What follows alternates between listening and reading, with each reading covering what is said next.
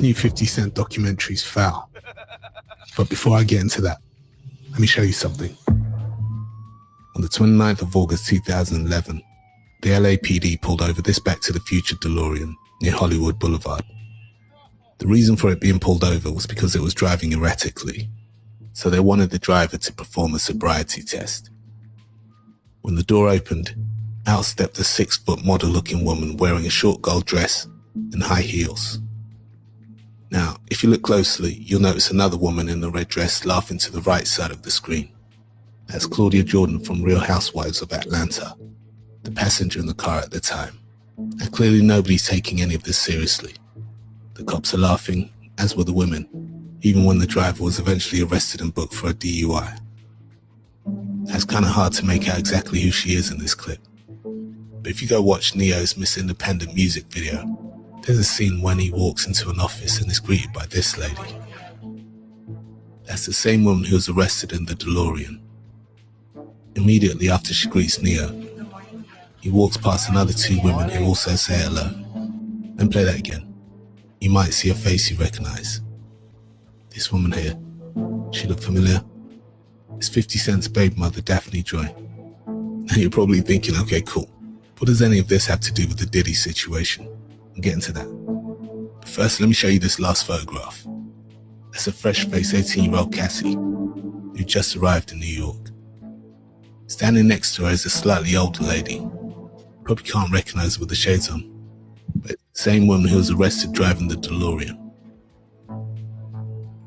She's also the same woman many newspapers described as the Ghislaine Maxwell of hip-hop. This trail's deeper than Diddy, and 50 Cent knows it.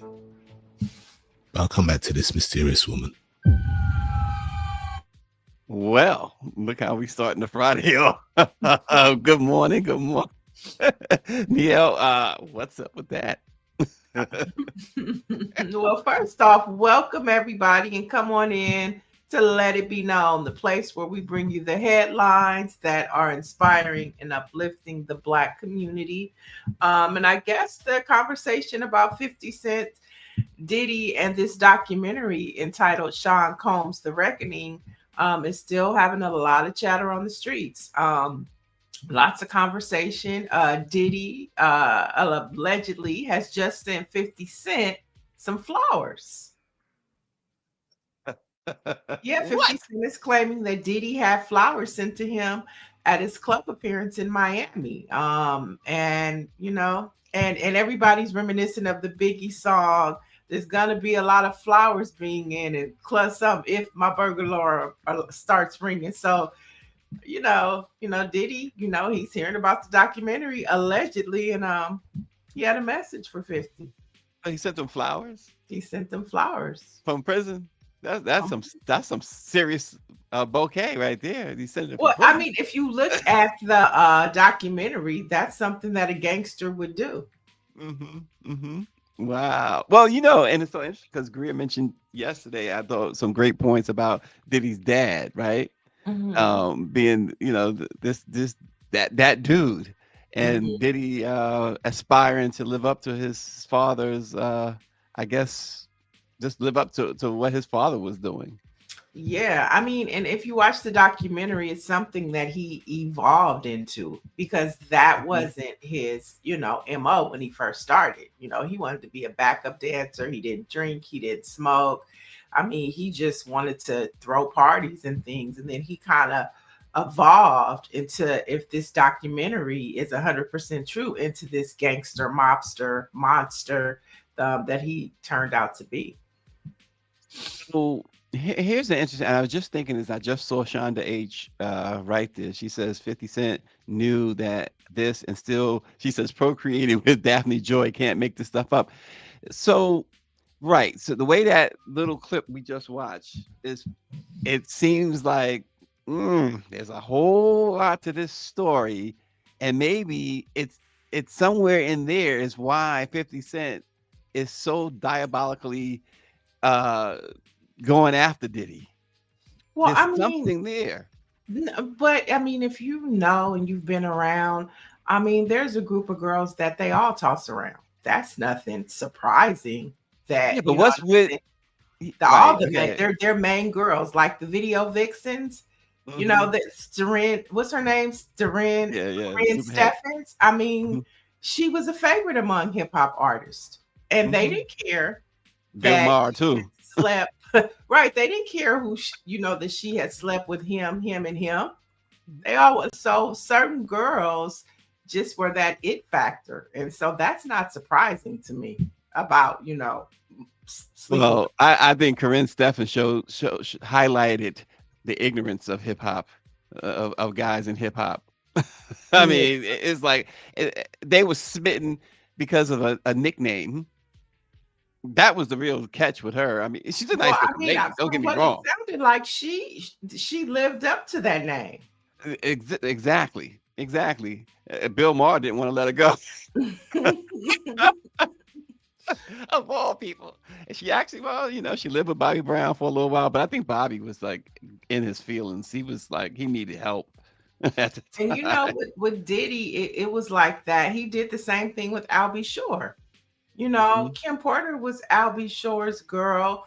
And so that wasn't the first, Daphne wasn't the first woman that Right. Diddy, did that Hmm. to. So he had a pattern of, taking other, especially his enemies or people that he felt like he was in competition to. One of the Yeah. things was the woman, Hmm. so So Albie Shore is one that he's been, taking the shots at Diddy, of course, the last year or so. But he's one you understand the beef, right? You kind of understand the beef.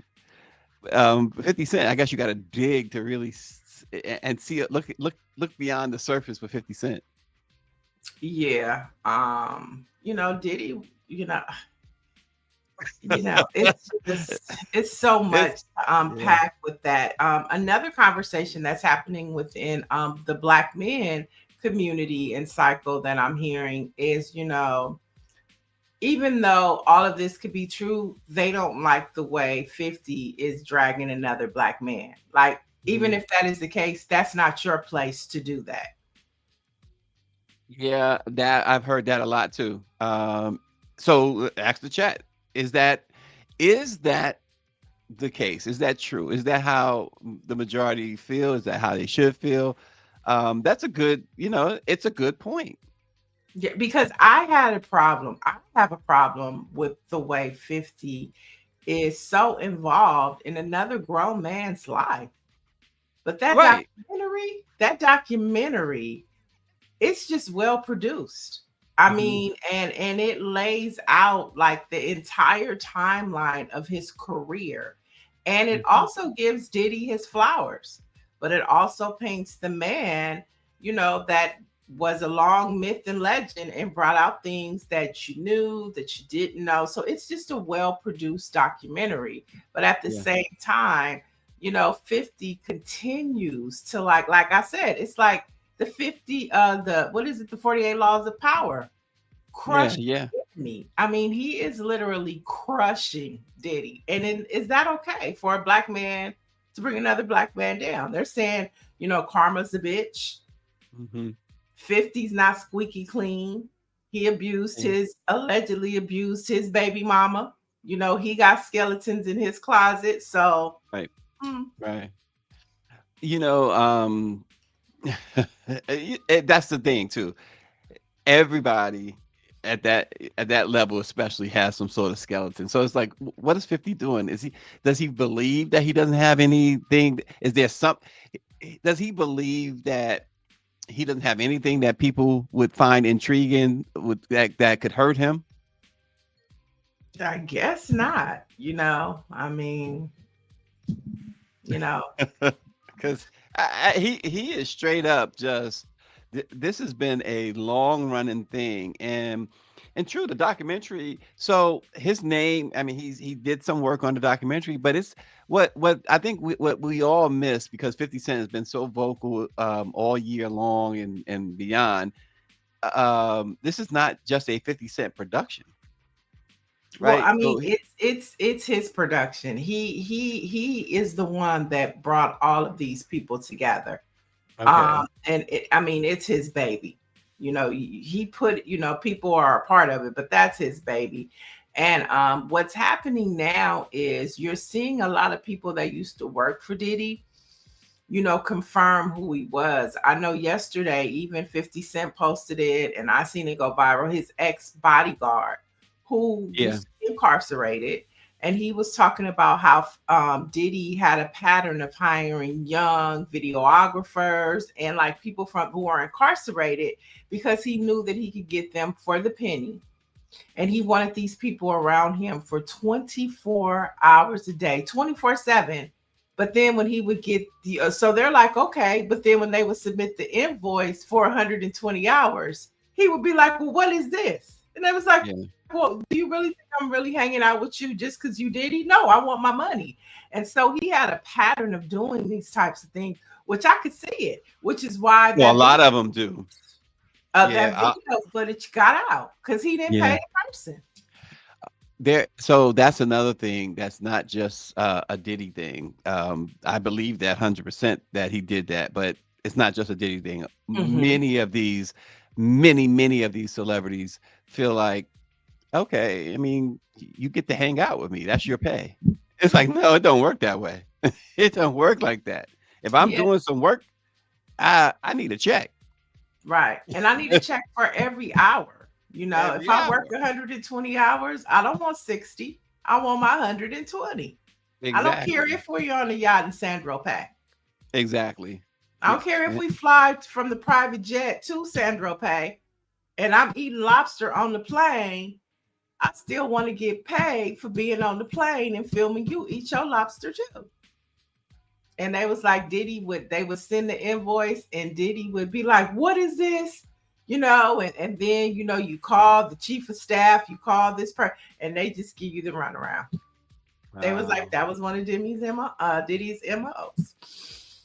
So I guess you can't tell us whose yacht you was on eating the lobster and all that, and you had to like I make sure didn't you say grab him that. by the I said you had to grab him by the neck to get your pay. that. That's what oh boy, the ex bodyguard was saying. He was like, he said, there's so many layers to this situation. Y'all have no idea. Yeah, Mike V makes a good point. He said Diddy wrote that check to Sting for every step I take. Sample Sting wasn't playing games about that bread.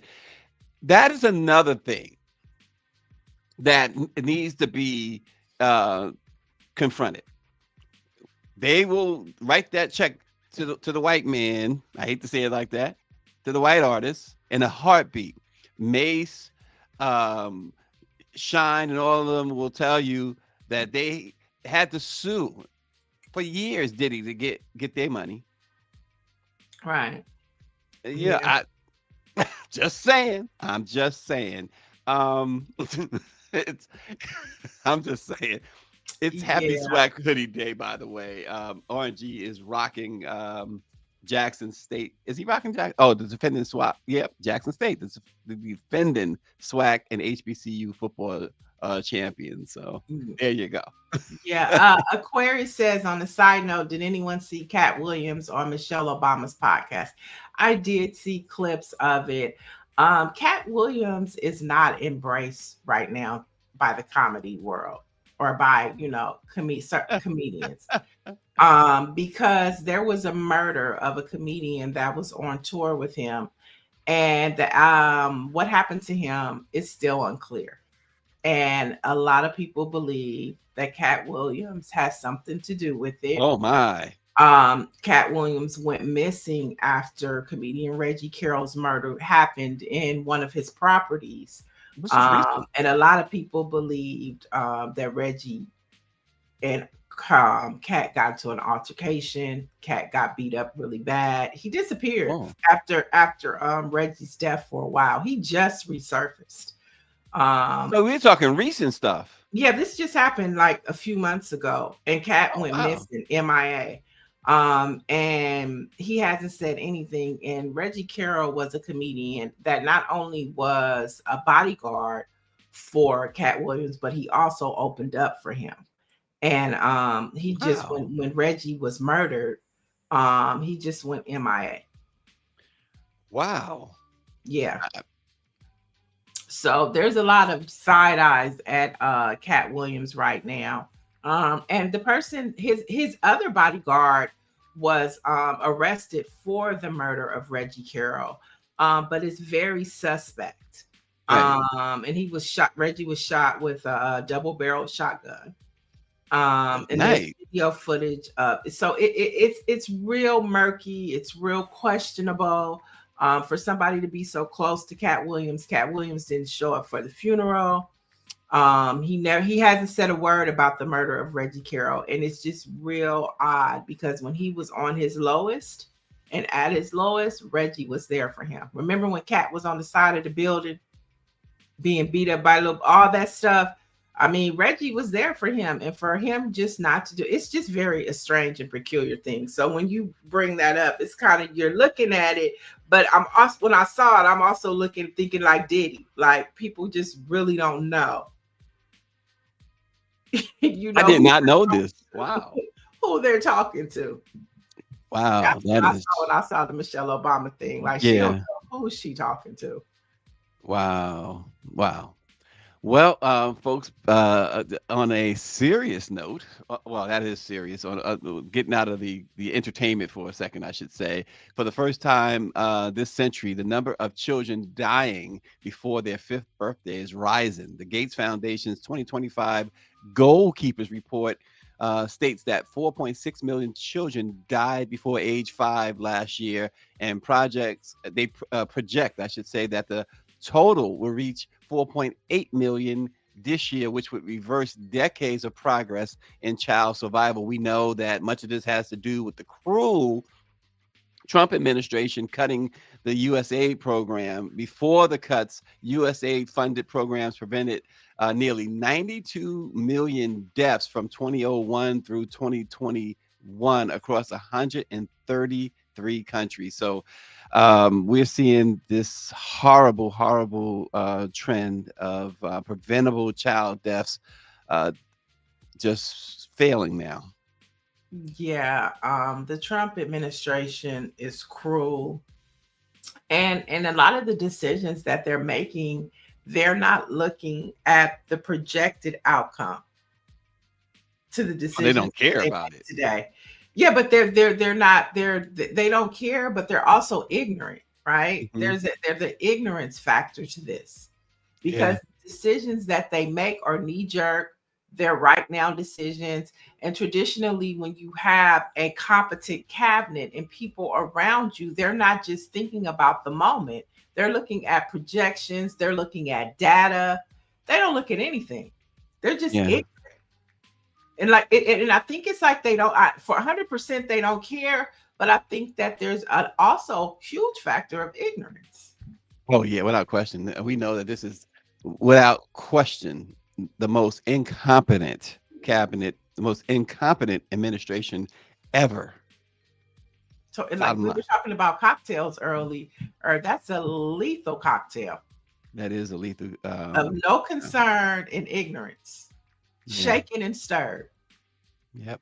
Patricia Jackson said they don't care, but this is why younger people aren't having children. Hmm.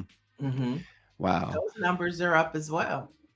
Yeah, yeah, exactly. Also in the news, uh, former Minnesota police officer Derek Chauvin, who was convicted of second-degree unintentional murder of for the 2020 death of George Floyd, is now seeking a new trial. He's arguing that multiple errors and misconduct during the proceedings violated his constitutional rights to due process. His latest filing is asking that the court not only for a retrial, but also for an evidentiary hearing to examine what he claims were serious problems with jury instructions and the handling of forensic testimony that was central to his case.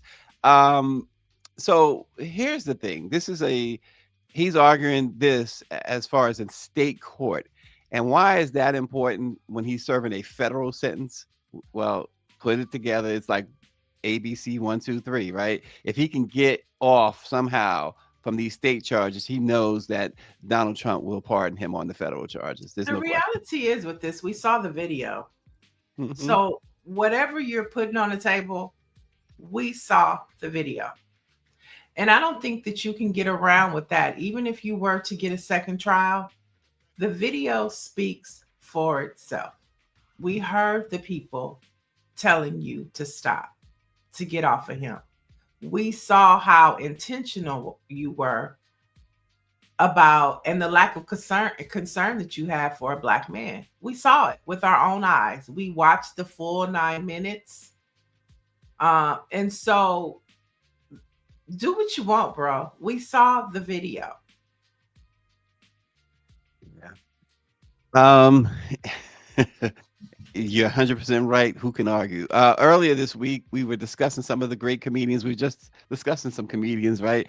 And this week, Janice McCullough, Bernie Mac's daughter, gave a heart-wrenching account on the Dead Talks podcast of what it was like to watch her father, one of the greatest comedians ever, to slip away. She described his long fight with sarcoidosis and how sophisticated drugs meant to help him triggered toxic reactions that kept him hospitalized in 2008. She said her father was on a ventilator, heavily sedated, and then suddenly opened his eyes that Thursday before he died. When her mother asked if he knew her, he rolled his eyes like the old Bernie Mac, she said, and Janice thought, hey, he might just pull through this. But when they were alone, she said Bernie motioned to her, told her to come close, and mouthed the words, I'm dead, and then nodded as she told him. Well, a couple of days later, Bernie was indeed dead. She talked about how that almost drove her to suicide, and what prevented her from taking her own life, she said, was she could not do that to her mother, who had just lost her husband. And she got therapy, and she said the therapist finally gave her permission. Having the therapy, I should say, finally gave her permission to grieve. It's a sad story. And she tells it, you know, she kind of mocks her father a little bit. When I say mock, imitate her father a little bit in the voice. I shouldn't say mock. It's as heart-wrenching as it is. It was such a beautiful thing to see her express herself, though, and tell that story. Yeah, I mean, grief hits in many forms. You know, it's depression. So I mean, I think that, you know, anybody that has lost someone that is significantly close to them, a family member, a friend, a partner, you go through different phases of grief. You know, it's some people who have lost loved ones 10 years ago, and it still feels like yesterday. And so I think that, you know, hearing these types of stories allows people to say, I went through that same thing, or I'm going through that same thing, but also to see that you can also get through it, and it eventually it will get better. So it's great that she was able to share her story, and maybe help somebody. Yeah, absolutely. So, Neo, Shanae and I watch a lot. Well, I watch, and she always says she gets on me sometimes because she says it's the same thing over and over again, like Dateline NBC or 48 Hours and stuff like that, where the wife is always being killed by the husband. It's always a story about a wife, and it's not always, but she says it's always. Why you always watch? But nonetheless, I say that to say this: Charlemagne gave the donkey of the day to a Florida man who shot his pregnant girlfriend's co-worker after suspecting cheating. And it was an interesting monologue, if you will, that Charlemagne gave on this, what drives people to kill in these situations. But he breaks it down to that individual who committed the murder. Like, this guy goes over to the woman's house, his girlfriend's house. She's braiding the hair. She told him she would be busy that evening. And so he goes over anyway. And this is the ex-boyfriend or the boyfriend? This is the boyfriend. Okay. And he finds her in the house. She told him, all right, if you want to come in, come in. but I told you I was going to be busy. And so he sees the man sitting in the chair. She was braiding his hair. Mhm. And so the boyfriend shoots him to death. And, Charlemagne is like, here's why it's the donkey of the day. You thought about this. You got mad. She told you she was busy. You got mad. You assumed that she was doing something wrong. You had all this time to consider your actions. This is your girlfriend. It's not even your wife. And you go and you commit this crime. The guy sitting there, and he said, Charlemagne said, based on the news reports, that the guy was like, "Oh, hey, how you doing?" Blah blah. It was like very cordial.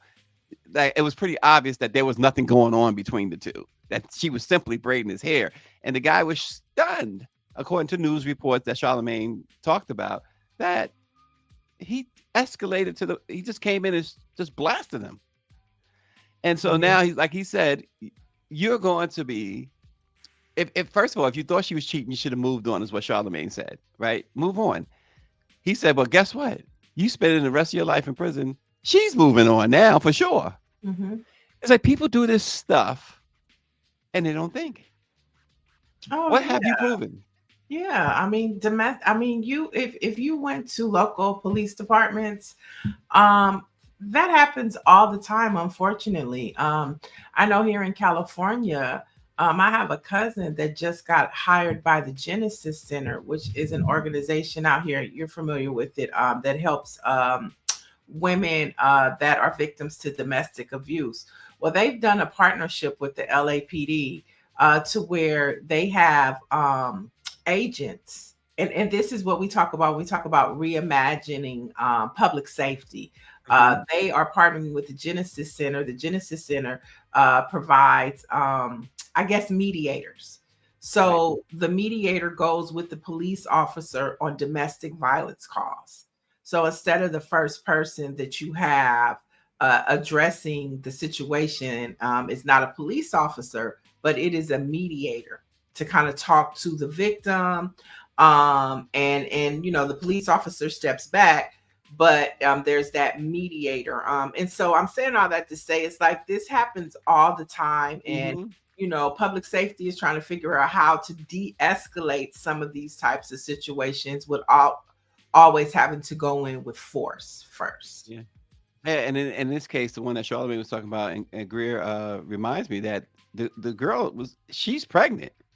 She was pregnant with this man's child at the time. And so what happens now? Like like Charlemagne said, she's moving on. That's for sure. And here he is right here. Yeah. Wow. And RNG says that's why I don't go to anyone's house unless I am armed and I don't trust people. A man pulled a gun on his barber over a haircut. Right. I saw that too. Yeah. And he had just got out of prison. And so that's sometimes, when people get reintegrated into society, they might need some training on how to deal with their emotions and de-escalate situations, because that was crazy. And there were two little boys in that barbershop, Yeah, and they're just like, that's traumatizing. So I don't think people realize when these types of situations happen, like even a situation you were just talking to, it's not just the person that dies and it's not just the person that does the shooting, but it's the girlfriend and the child in the belly. It's both of their mothers and their families. Everybody is impacted by that, because the village has to be either the one to put money on the boy's books when he's in prison, has to, accept those collect calls when he calls. You know what I'm saying? The girlfriend has to raise the child by herself. And then the victim, his family, has to deal with that. So it's not just an isolated incident. It impacts the entire ecosystem of all three of those individuals. And I don't think people think of things like that when they do things. No, and somebody said earlier that about letting the demons win. Sounds like she didn't think about it, but let her demons win. I think Dr. Marilyn was talking about the guy that he let the demons win.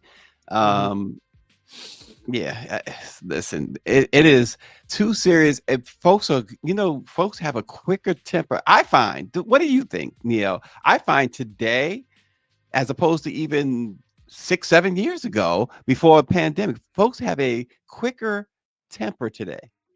Oh, most definitely. It's like you better be careful who you honk at. Right, right, You exactly. better be careful who you get mad because they jumped in. You were next in line, but they got in front of you at the grocery store. You have to be careful of these things because you don't know what people's mental capacity is. That is so true. Dr. Marilyn said here in Dallas this summer, a black therapist shot her ex-lover after married and had a restraining order. Shot him at work after a 2-hour conversation. So you talked for 2 hours and still shot the And you 2 hours? the therapist. Right. Somebody needs to talk to therapists now. Wow. Yeah, and the holidays don't make it any easier. True. Because you have to think about the financial strain this may put on people, especially in the economy we're in, or the holidays. Somebody in the chat put it in there. It brings about grief, especially if you have lost loved ones, or maybe you were in a relationship and it's now you're by yourself for the holidays. So this is like it's a jolly holly happy time, but it's also a huge time when people are very depressed and financially strained. So like the term this year, and is grace. You have to give people grace. And I think that's a word that we all can think about during this holiday season. How if I get into it with somebody, maybe they're going through something that I don't know about, and I need to give this person grace. Yeah, that going through something is everybody's going through something. So yeah. What else you got this morning, Neil? Yeah, so we have a lot of headlines to go through. Donald Trump is cutting up, and these are some headlines that you might have missed. Yesterday, Trump's Supreme Court has revived the Texas congressional maps. Now, the majority of the Supreme Court said a lower court likely erred when invalidating the map as likely racial gerrymandering. Okay, that's what Trump's clans in the Supreme Court said. So they're saying it is not the high court's final word, but it enables Texas to move ahead in its March primary under the new map as the state continues to appeal. So Yes. the map is back in play, folks. Oh my gosh, that Supreme Court is such a joke. And it's like, when You I gotta was laugh sometimes. Yeah, but when I was finding this story, I was like, Trump's military, Trump's administration, Trump's Supreme Court, Trump's Congress. It's like, who would have thought that a president would not have any checks and balances, and every branch of government, every agency is basically now his to do his Department of Justice. It's not the U.S. Department of Justice, it's Trump's Right. Department of Justice. This is the man who said they're eating the dogs and they're eating the cats. And so, Texas is back in play. Thank God that California passed their 5 seats. We know that North Carolina is in trouble. We know that Indiana is still trying to figure it out. We'll see what Maryland does. And so, we'll see what happens. But that was important to know that the Texas congressional maps that Republicans draw, they're back in pay for at least the March election. And then let's head over to California, where although we love Gavin Newsom for what he done for the redistricting, but Halle Berry is calling him out. Now, the Oscar winner is slammed Newsom for vetoing a bipartisan legislation to increase menopause related care and coverage within the state for the second year in a row. So Berry was quoted as saying, the way he's overlooked women, half of the population, she said, by devaluing us in midlife, he probably should not be our next president. That's what she said. Yeah, and so there's an update to that. I tell you what, good-looking people get their way. They tend to get their way, and Halle Berry is no different because Gavin Newsom said that he is glad Halle Berry spoke out, and that piece of legislation is again working its way to him, and they did some tweaks, and he's going to sign it. Bullshit. That he did the same thing. Bullshit. He did the same thing with reparations, y'all. He did the exact same thing with reparations. He's not, and to think of the bill is going to be not what it's supposed to be. He did the same thing with reparations 2 years in a row. And then the bill that he signed was not the bill that the community organizations and that the legislators the original intent of it. It's going to be a watered down bill. He's notorious for that. So what we should be playing right now is Can't Trust It. Can't trust Gavin. Yeah. He did the same thing with reparations, y'all. Look at he was like, man, he's a Halle Berry. Wait a minute. And the only reason why he did it is because she said he shouldn't be president, and he doesn't want the women to be pissed off. And so, yeah, he did the same thing with us with reparations. Don't trust him. What happened? So it was at the same event when she went off on him like that, right? When she made her statements. And so he saw her and he was trying to mac to her. He was like, whatever you want, Halle, whatever you want. It's all right. Yeah. You got Don't that trust it. Same thing with reparations. And in some good news, heading back, and let's zip back across to the East Coast, a federal grand jury in Virginia has declined to re-indict New York Attorney General Letitia James. Trump's Justice Department could still attempt a third indictment, however. But for now, he's lost again when it comes to Letitia James. Yeah, as well he should have. Just real quick, Shonda H says Halle Berry needs to be talking to healthcare providers and insurance companies. Right. If she can get that done. Right. But and there probably some of them are co-authors, or supporters of the bill. You know what I'm saying? That's what I'm saying. It's not just legislatures, it's organizations. It could be insurance companies. It could be, a group of people. He did the same thing with reparations. So what do you think it is? And I think this is when we talk about reparations, and I think this is the biggest thing that holds reparations up. Dr. Nicole says, I think signing a reparations bill would have been political suicide for him, especially for considering a presidential run. And that's why he did it. Yeah, that's exactly. why he didn't sign it. Exactly. He pushed it off to see what he did was he signed the bill for another study. And that's what pissed Black people off here in California, because we had already spent time on a 2-year study, a very thorough and competent and organized between legislators, community organizers, and historians. Okay. They did a 2-year study in depth. He signed a bill not to provide reparations, but really just to enact a whole nother study. And it's for that point, because it will be, Nicole, suicide. Yep. In his mind. Well, right. So the fear that we see that these people have with Trump, even before Trump, there's that fear of going the extra mile and going to, not, I won't say extra mile, but going to the right spot for disenfranchised people, for Black people, reparations. That is what scares so many politicians, including Black politicians. It scares them to death because they believe. See, they were under the belief. I believe they were under the belief up until 2016 that we don't want to rile up these folks from the mountains and from the trailer parks and this and that. And Trump did. And he got their support. And they was afraid of that. I think they were afraid of that. I don't know that Gavin Newsom and many other politicians oppose reparations. I think they're afraid of reparations. Right. I mean, there's so many layers to it. But yeah, Governor Gavin Newsom, he's a tricky type individual. Yeah. He's a tricky type guy. He's a tricky type guy. But let's get back to the nutcracker Trump. What? Yeah, let's talk about that nutcracker. They have renamed the building that houses the U.S. Institute of Peace in downtown Oh D.C. to Lord. Donald J. Trump, y'all. Now, he has his name all over the building now.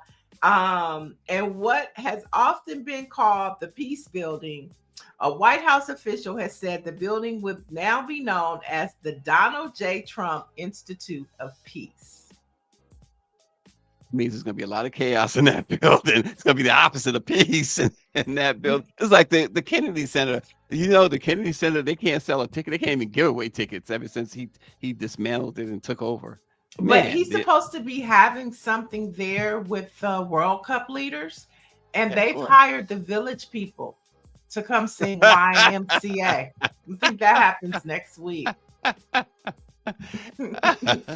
Okay. But speaking of peace, you know, he names this building a peace. But just yesterday, U.S. military has blown up another alleged drug trafficking boat in the Eastern Pacific. That was just yesterday, okay? Killing 4 male alleged narco traffickers and continuing its lethal counter narcotics campaign. Now, the boat on Thursday was struck in international waters and was operated by a designated quote unquote terrorist organization. Now, this is according to the U.S. Southern Command. However, it is unclear what terrorist group the military was referring to. Of course not. So they're calling these people terrorists, and we know who the number one terrorist, okay, is. Yeah, you made that clear. It's theirs. But you know, the thing is, here seriously, we know based on the findings that they've killed innocent civilians doing this. But we also know this, that these boats, these ships or whatever, are not in U.S. territory. They're in foreign waters and they're between other countries. It is not at all cool to be blowing. That has nothing to do with you. They're saying, no, you're wrong because if they get the drugs to this land, that drugs are going to eventually filter into the U.S. It's like saying, it's akin to saying that I am going to Singapore. The U.S. military is going to Singapore and start killing criminals there because eventually those criminals might make their way to the U.S. It is wrong. It is murder. Yeah, I mean, and it's just so contrary to him having a building, the building of peace named after him. And he's blowing up people in international waters, not U.S. waters, but international waters. And I think Nancy Wall hit the nail on the head. That's his Nobel Prize. That's about as close as he's going to get to a peace prize. Unless they twist the arms of the Nobel people. So what I think they're gonna do. No, they're not. Okay.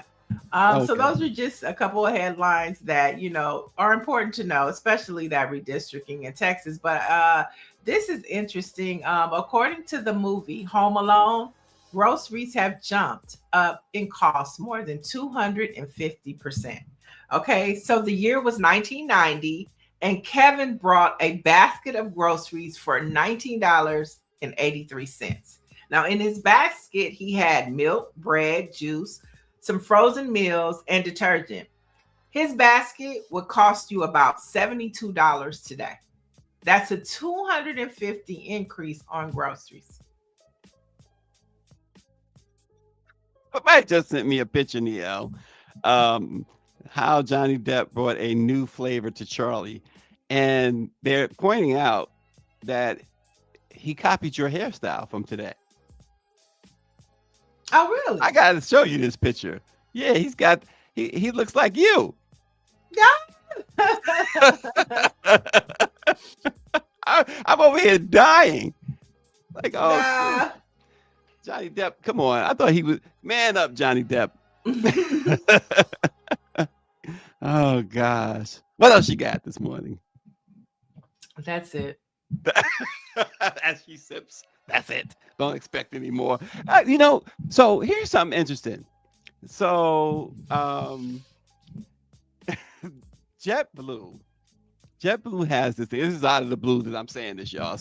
But JetBlue has this thing where you can get what is that? Monarch status or whatever, right? I forgot what she called it, but you get this status in which you fly basically first class, and you get on the plane for everything for 25 years at the price of just a regular fare, right? But you have to do like 25 trips or whatever by the end of the year. And I know 3 people now who are doing this whirlwind thing where they're flying every day for the next like 20 days to get this status. I gotta update you because I'm having this individual document every city or country they go to. That what they're doing is flying to, like, for instance, flying to like the Bahamas and then flying back like that morning and then that night coming back, or either the next morning and then leaving again, going to California and leaving again, going it's I'm like, who has the time and energy to do this? Well, it turns out I know 3 people who do, and I'm gonna document this for a great feature. I mean, is it that important? To them, it's important to get the status because they do travel a lot, but my goodness, Niele, that's a lot. Yeah, it is. I don't know that I can do that. And what is it? What traveling? I'm confused. It's like you're traveling. You got to do 20. They have to, in order to win this promotion, not win it, but earn this promotion. I'm trying to find that itinerary that I saw. Oh, here it goes, right here. They have to travel 20. They have to take 25 flights, 25 qualifying flights. So this individual, and I'll reveal who that is at another time, is I spoke to her this morning before we went on. She was at JFK. And she's headed to Santo Domingo. Then tomorrow she's back to JFK. Then she'll head to West Palm Beach tomorrow, and then the next day to Boston. Then the next day Chicago. It goes on. Manchester is on here. Cancun is on here. Aruba. It's just, you got to do this in 25 days or whatever. Okay. That's too much flying. Would you do that to get this opportunity to have first class flights at the price of regular flights for the next 25 years? I need a little more clarity. Well, let's boil it down to this. If American Airlines said to you right now, Niele, if you take 25 qualifying flights before the end of December, now we at December 5th, 25 qualifying flights, you will then qualify for first class at the price of coach economy for the next 25 years. Anytime. I mean, if you're somebody that likes to travel, then that makes sense for you. You know, I have a girlfriend. If I were to tell her that, she probably would do it because she travels multiple times a year. So if you're somebody who likes to go, then yeah, that makes sense for you. Yeah, if you're not somebody that, you know, doesn't travel as much, then yeah, that might not be enticing. But for somebody who travels, you know, 15, 20 times a year, then that makes sense for them. You know, they could go back and forth to Vegas, you know, or, you know, they, you know, so yeah, I probably should tell them. You said it's JetBlue. I'm going to let her know about that. Yeah, it is a promotion that they're doing right now. Patricia Jackson says it seems like folks feel like this is their sacrifice for high prices. It's just the justification flip. When did the promotion start? Dr. Marilyn said, I believe the promotion started last month.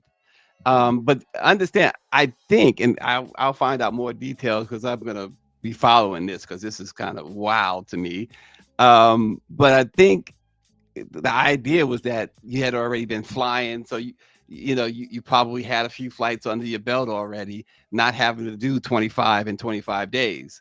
But in this case, in these individuals' case, they basically have 25 in 25 days in order to qualify. So, yeah. Yeah, I mean, if you're a traveler, you know, it could make sense for you. I guess so. It just seems, man, that means you're in the air all the time. It's like somebody said, is that a flight attendant? No, it's not a flight attendant. There you Oh, go. there it Mosaic is. had it. Yeah, 25 for 25. Yeah, I'm gonna tell my homegirl about that. She probably might find that very interesting. Wow. I'm going to keep tabs on this. This is crazy to me. I can't do it. I couldn't do it. I couldn't do it. Yeah, so what's the Um, black fact for today? let's get to some black facts. On this date in 1955, the Montgomery bus boycott began, and it was one of the influential developments of the civil rights movement. Among other things, it set the stage for desegregation and public transportation. Yeah, on this date in 1935, the National Council of Negro Women was established on December 5th by Mary McLeod Bethune in New York City. Now, Bethune brought together leaders from about 29 Black women's organizations to improve the quality of life, opportunities, and rights for African American women, families, and communities. And this was especially during the Depression, but in honor of that, this weekend, the National Council of Negro Women are having their honors gala. And so D Nice will be there, Lindsay Davis, they're honoring Rep Maxine Waters, and Joy Reid. And so that should be nice. And of course, right now, the National Council of Negro Women's president and CEO is Reverend Siobhan Arlene Bradley. We've had her on the show, and she continues the legacy of this iconic picture right here. And of course, after Mary McLeod Bethune, beloved mother Dorothy I. Heights took over and was pivotal in helping us get our civil and voting rights. Those pictures are so powerful, Niele. Very much I so. mean, man, that we talk about one picture being worth 1,000 words, man. Those pictures are like 1,000,000 words. Yeah, one of my favorite pictures is that iconic picture of Dorothy Heights with her legs crossed, sitting there talking to Lyndon B. Johnson in the Oval Office. That is just like one of the most iconic pictures to me. And just knowing that she was able to sit under and learn from Mary McLeod Bethune. And Mary McLeod Bethune was somebody to want to stand tall. Wasn't she friends with, whose wife was it? What president? Was it Roosevelt? Roosevelt's wife. I think you're right. You might be right. Roosevelt's wife. You know, she was pivotal in Greer during said his yes. administration.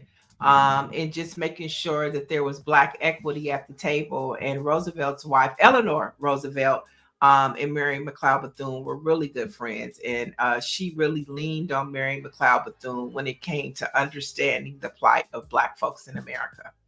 The Black Cabinet. There you go, Greer. Thank you so much. Yeah, destined forever. We know. She said very powerful. Very powerful.